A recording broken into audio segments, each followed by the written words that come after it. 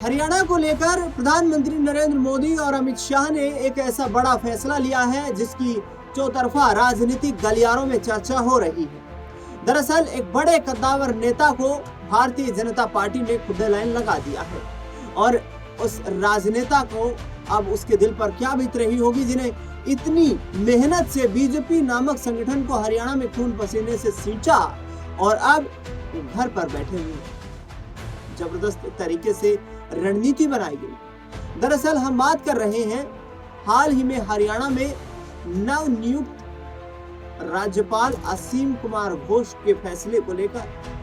Bharatiya Janata party संगठन ने फैसला किया कि अब बंडारू दत्तात्रेय की जगह असीम कुमार घोष हरियाणा के नए राज्यपाल होंगे। लेकिन इस फैसले से बड़ा झटका लगा है महेंद्रगढ़ के पूर्व विधायक, बीजेपी के पूर्व प्रदेश अध्यक्ष रहे और पूर्व कैबिनेट मंत्री रहे रामविलास शर्मा को। रामविलास शर्मा को 2024 के विधानसभा चुनाव में ही बड़ा झटका बीजेपी ने दे दिया था, जब उनकी टिकट काटकर महेंद्रगढ़ विधानसभा सीट से कंवर सिंह यादव को चुनावी मैदान में उतारा गया। कंवर सिंह यादव ने राव दान सिंह के साथ टफ फाइट करते हुए, कड़ी लड़ाई लड़ते हुए एक क्लोज मार्जिन के साथ जीत दर्ज की। बीजेपी को इस सीट पर जीत दिलाई। कांग्रेस के खाते में ये सीट थी, बीजेपी उस सीट पर जीत गई। संख्या बल बढ़ गया, लेकिन बीजेपी इस जीत को सक्सेसफुल मान रही है। हालांकि ये जीत बेहद कम मार्जिन की। लेकिन रामविलास शर्मा को तो ये बड़ी उम्मीद थी कि विधानसभा चुनाव के बाद उन्हें कोई बड़ी जिम्मेदारी दी जाएगी। करीब 8-9 महीने का वक्त गुजर चुका है। रामविलास शर्मा इंतजार में बैठे हैं, पार्टी संगठन की गतिविधियों में शामिल हो रहे हैं, कार्यकर्ताओं के साथ लगातार कोऑर्डिनेशन बना रहे हैं। लेकिन हाईकमान के जो चर्चा का हाईकमान की जो फाइल है उसमें रामविलास शर्मा का नाम नजर नहीं आता। अब विधानसभा चुनाव के बाद नायब सिंह सैनी की जबरदस्त तारीफ की रामविलास शर्मा ने, लेकिन रामविलास शर्मा को अब इतना आघात पहुंचा है कि उन्हें उम्मीद थी कि उन्हें हरियाणा का राज्यपाल बनाया जाएगा। वरिष्ठ नेता है बीजेपी के, संगठन के भी वरिष्ठ जो है कार्यकर्ता के रूप में काम कर चुके हैं, आरएसएस की पृष्ठभूमि से आते हैं।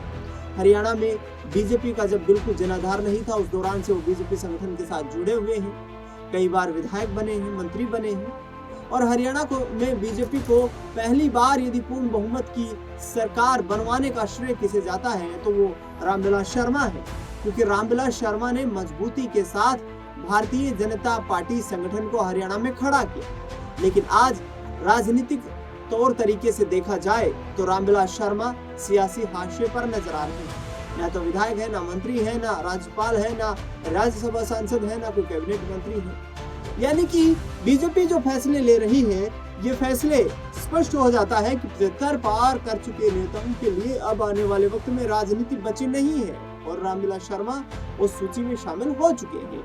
ऐसे में रामविलास शर्मा आगे आने वाले वक्त में क्या बड़ा फैसला लेते हुए नजर आएंगे, ये देखना बेहद दिलचस्प रहेगा। हालांकि 2024 से पहले तक उनके राजनीतिक प्रतिद्वंदी माने जाने वाले राव दान सिंह प्रदेश अध्यक्ष की लड़ाई में कांग्रेस पार्टी में फाइट कर रहे हैं, जबकि रामविलास शर्मा को सियासी हाशिए पर पहुंचा दिया गया है। कहीं ना कहीं रामविलास शर्मा के लिए एक बड़ा झटका हो सकता है। आने वाले वक्त में देखना दिलचस्प रहेगा कि पार्टी के साथ बने रहेंगे या पार्टी का साथ छोड़ते हुए नजर आएंगे, क्योंकि उन्होंने सीधे तौर पर कहा कि भारतीय जनता पार्टी की सेवा उन्होंने एक गाय जो गौ माता है उसके रूप में की है और इस सेवा का भाव भी उन्हें मिला है। लेकिन अंतिम क्षण पर जो उम्मीद थी, उन उम्मीदों पर जरूर पानी फिर गया है। फिलहाल इस खास खबर में इतना ही। देश दुनिया से जुड़ी तमाम बड़ी खबरों के लिए देखते रहिए नेक्स्ट 9 आवाज।